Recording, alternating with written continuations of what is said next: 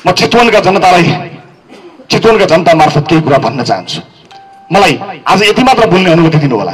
मैले चितवनलाई बताउनु छ, चितवनले मेरो लागि दुई पटक असुर ग्यास लाठी खाएको छ, टाउको फुटाएको छ, रगत बगाएको छ। मेरो लागि, परिवर्तनका लागि चितवनले एउटा लहर ल्याएको छ। 21 जना सांसद विभिन्न ठाउँबाट जितेर ल्याए तापनि त्यो श्रेय चितवनलाई दिँदाखेरि कसैले चित्त नदुखाउनु होला, किनकि यो न्यू क्रान्तिको सुरुवात चितवनले गरेको हो।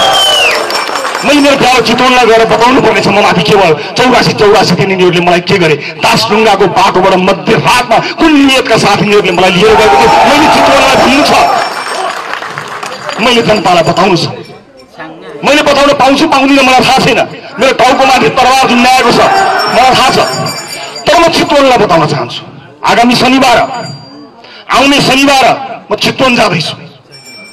म त्यो चितवनको सभामा चितवनका जनतालाई सरकार कसरी ढल्यो, कसले ढलायो, के षड्यन्त्र भए, कसको हातमा हतकडी लाग्नु पर्ने थियो, कसको हातमा हतकडी लाग्नु पर्ने थिएन, यो कुरा सबै चितवनलाई बताउन चाहन्छु, इमानदारीपूर्वक बताउन चाहन्छु।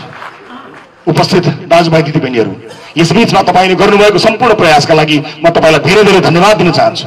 जुन माया, जुन विश्वासका साथ तपाईँ अडिरहनु भयो, म ऋणी छु, धन्यवाद दिन चाहन्छु। तर बेचेर खान्न, तपाईँले दिनुभएको माया विश्वासलाई बेचेर खान्न।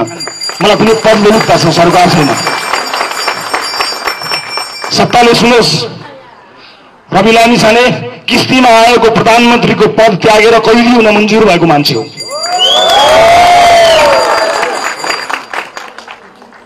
व्यक्ति जित्नु ठुलो कुरो होइन। मसँग एउटा विश्व रेकर्डको सर्टिफिकेट पनि छ, प्रधानमन्त्रीको घरको सर्टिफिकेट भएर सिंहदरबारमा एउटा फोटो टाँसिन्थ्यो होला। त्यसले के फरक पर्छ? त्यसले फरक पर्दैन।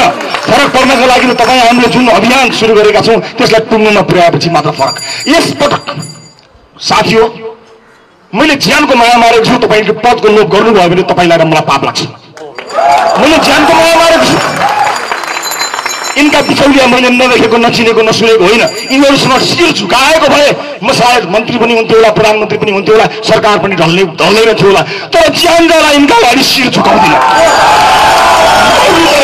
यिनीहरूका अगाडि शिर झुकाउँदिनँ। अब यिनले मलाई गर्न बाँकी भनेको गोली हान्ने हो, म तयार छु। यसै पनि बिच सडकमा एकजना मान्छेलाई गोली हानेर मारेको पापी सरकार होइन अस्ति भर्खरै। के नियतले मलाई मध्यरातमा त्रिशुलको तिरैतिर दासढुङ्गा हुँदै लिएर गयो, मेरो परिवारलाई, मेरो वकिललाई कसैलाई थाहा नदिकन लुकाएर मध्यरातमा के नियतले मलाई उठाएर लिएर गयो, सबैसम्म जग जाहेर छ। त्यसैले कुनै पनि